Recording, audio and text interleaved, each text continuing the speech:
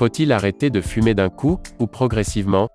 Vous avez une dépendance à la nicotine, et vous avez du mal à arrêter de fumer par la force de volonté, ou avec des aides telles que les patchs, les chewing-gums de nicotine, et d'autres solutions, mais elles sont inutiles et inefficaces. Malheureusement, vous n'êtes pas seul dans cette situation. Lorsque vous êtes en manque et quelle que soit l'heure, même la nuit, vous êtes capable de parcourir des kilomètres pour trouver un endroit, dans le but d'acheter ce paquet de cigarettes qui vous fait tant envie. Ne vous inquiétez pas, tous les fumeurs font ça. Vos vêtements, vos cheveux, votre voiture, vos rideaux sentent la fumée et le tabac froid. Et en plus de cela, vous présentez également un ou plusieurs de ces symptômes plutôt désagréables. Votre cœur bat plus vite que celui d'un non-fumeur. Accélération du vieillissement de la peau. Difficultés dans les sports d'endurance. Rhume et grippe plus fréquents. Douleurs dans le bras gauche. Manque de résistance. Toux du matin. Impuissance. Fatigue. Et la liste est longue, vous le savez aussi bien que moi. Voici le scénario dont vous pouvez être l'acteur principal. Le jour J est arrivé, et vous avez la ferme intention d'arrêter de fumer. Vous avez donc pris toute disposition pour réaliser votre sevrage d'ici 14 jours, dans les conditions optimales. À J+8 heures, la quantité de monoxyde de carbone dans votre sang est diminuée de moitié. L'oxygénation de vos cellules est redevenue normale. À J+24 heures, votre haleine est normale. Vos poumons ont commencé à éliminer mucus et résidus de fumée. À J+48 heures, vous n'avez plus de nicotine dans le sang. Vos sensations du goût et de l'odorat se sont déjà améliorées. À J+10 jours, les longues périodes sans tabac ne vous font plus peur. À J+4 mois, vous avez réacquis du souffle, et les escaliers ne sont plus un cauchemar pour vous. En plus de cela, vous n'avez pratiquement plus de toux matinal. À J+1 an, votre risque d'accident vasculaire cérébral, AVC, devient équivalent à celui d'un non-fumeur. Vos artères et vos poumons se sont bien décrassés. De plus, si vous avez mis l'argent de chaque paquet de cigarettes de côté, vous avez de quoi vous payer de belles vacances. À J+5 ans, votre risque d'infarctus est revenu à la normale selon Catherine Hill, épidémiologiste à l'Institut Gustave-Roussy à Paris. Est-ce que ce scénario vous tente?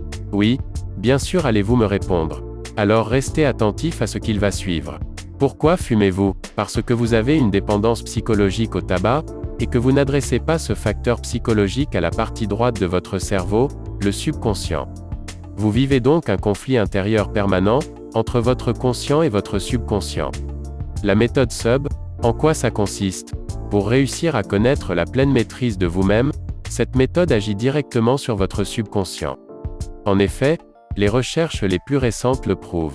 Cette force sur laquelle votre volonté n'a pas de prise, c'est votre subconscient, le grand maître de votre vie affective, de votre santé, de votre réussite et de vos addictions, dont celle au tabac.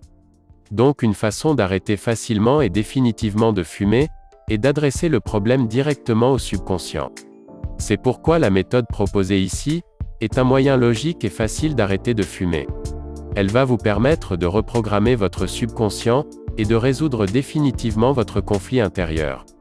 Bien sûr, personne ne peut vous faire exécuter ce que vous ne voulez pas, mais si vous voulez vraiment arrêter, vous pouvez vous débarrasser de cette vieille habitude de fumer en un temps relativement court. La méthode SUB ne vous demande pas d'effort particulier, pas de médicaments, pas de déplacement, pas de marabout, pas de drogue, pas d'hypnose. Grâce à la méthode SUB, vous allez pouvoir diminuer, puis arrêter de fumer sans effort, une bonne fois pour toutes. D'où provient la méthode SUB? En 1951, le Dr Al Baker a commencé ses recherches sur les effets de la suggestion subliminale.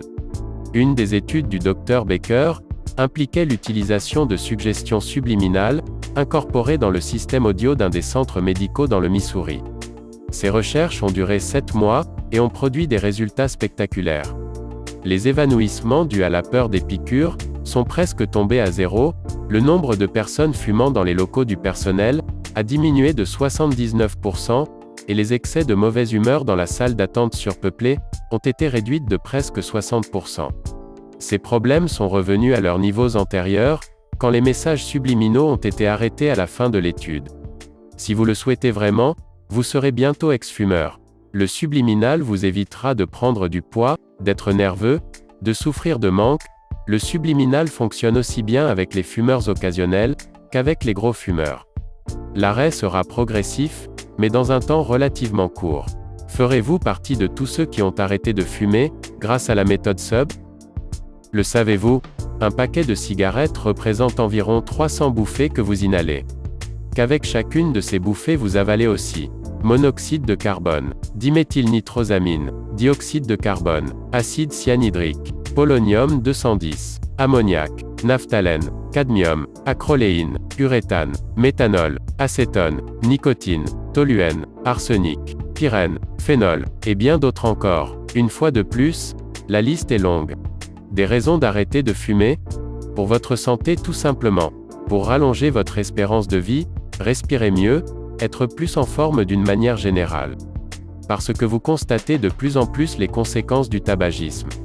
Vous êtes esclave. En effet, trouver un bureau de tabac ouvert le dimanche est une mission délicate. Obligé de ressortir à 23 h pour acheter des cigarettes, être obligé de fumer dehors en plein hiver. Pour votre portefeuille, à chaque fin du mois le bilan des dépenses est salé, c'est de l'argent qui part en fumée. Si vous ne fumiez pas, vous pourriez acheter tant de choses avec ces économies, faire plaisir à vos proches, prendre de belles vacances. Pour votre entourage et votre environnement, vous souhaitez avoir un enfant ou vous allez avoir un petit enfant, et vous souhaitez lui éviter le tabagisme passif. Et puis, le tabac c'est sale, ça pue, ça s'imprègne partout. Voiture, rideaux, moquette, vêtements. Parce que vous avez vu un proche partir à cause du tabac. Parce que vous en avez assez. Vous ne voulez plus être dépendant, esclave et vache à lait de l'élite. Les effets mortels du tabac. Les artères. Par un effet direct sur le développement de l'athérosclérose, toutes les artères vont être progressivement touchées, leur calibre se réduit aboutissant à l'angine de poitrine, et à l'infarctus du myocarde, mais aussi à l'artérite des membres inférieurs, d'abord crampes lors de la marche, puis douleurs nocturnes voire gangrène et amputation, à l'accident vasculaire cérébral avec son cortège de décès, de paralysie et séquelles diverses. D'autres territoires vasculaires peuvent être atteints, impuissance par exemple. Les cancers. Le plus connu est le cancer du poumon mais il n'est pas le seul. Les cancers de la cavité buccale, plancher de la bouche, lèvres inférieures, gencives, langue, palais. Le cancer du larynx et des cordes vocales. Le cancer de l'œsophage, le cancer du pancréas, le cancer de la vessie. Et la sexualité, on en parle? La sexualité masculine est altérée par le tabagisme. Le tabac, nocif pour les artères du cœur et du cerveau, l'est également pour celles du pénis. Fumer augmente les risques d'infarctus, d'accidents vasculaires et de troubles de l'érection. Ainsi le tabac bouche les artères péniennes, mais il a aussi d'autres effets nocifs moins connus mais tout aussi ennuyeux. En effet, la sexualité féminine, elle aussi, est altérée par le tabagisme. Le tabac agit aussi sur les artères sexuelles féminines. Si le pénis d'un fumeur est moins bien irrigué, ou risque même de ne plus l'être suffisamment pour obtenir une érection, la zone sexuelle féminine souffre aussi du tabagisme. Les artères sexuelles féminines existent, tout autant que celles masculines. Une fumeuse peut voir sa lubrification sexuelle témoin de son excitation, se bloquer, tout comme l'érection peut se bloquer chez le fumeur homme. Mais il y a bien pire. Fumer présente, chez la femme, un effet virilisant. Les hormones féminines sexuelles ne sont pas en bon équilibre, quand le corps est intoxiqué par le tabac. C'est pour cette raison que la voix des fumeuses est grave.